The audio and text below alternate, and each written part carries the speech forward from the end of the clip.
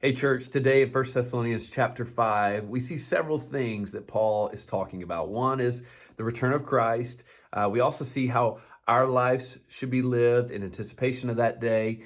And then there are three verses that I believe today can transform the way you live your everyday life. But before we get into that, let's look at the beginning of this chapter where Paul makes it very clear that none of us know the day or time of Jesus' return. He says, "Now, brothers and sisters, about times and dates, we do not need to write to you, for you know very well that the day of the Lord will come like a thief in the night." When a thief comes in the middle of the night, he basically would come with an element of surprise.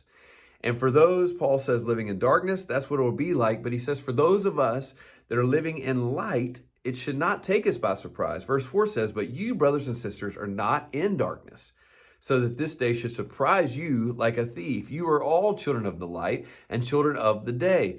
We do not belong to the night or to the darkness." So what this is saying to me is that for those of us that are in Christ, those that are new creations, that we actually should be looking forward to this day with anticipation.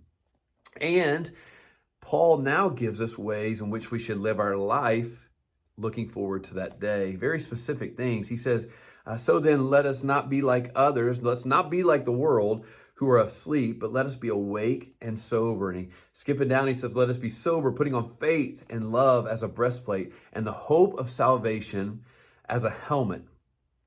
And then some more specific things. "Therefore, encourage one another and build each other up, just as in fact you are doing.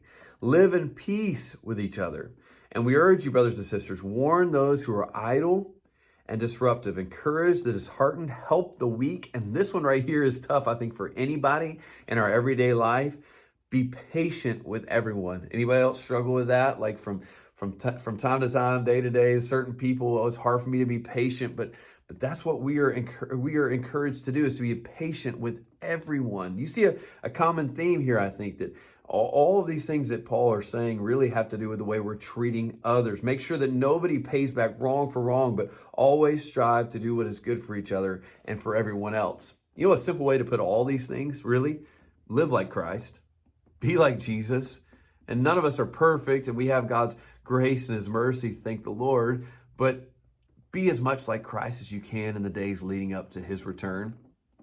And then I said there are a few verses that could possibly transform your everyday life. And this is it, verse 16 through 18, talking about the will of God. Now, as a Christian, I know there's plenty of times where I've just desperately wanted to know God's will. And sometimes he makes that really crystal clear, step by step by step.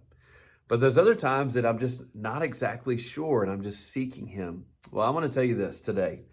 Paul's words here in 1 Thessalonians can be a way that you can live your life that guarantees you are in God's will. This is it. Rejoice always. Pray continually and give thanks in all circumstances, for this is God's will for you in Christ Jesus. When you're struggling to find the will of God for your life, go back to these things. When's the last time you just rejoiced in who God was in your life? When's the last time that your prayer life was continual, that you were in constant communication with him?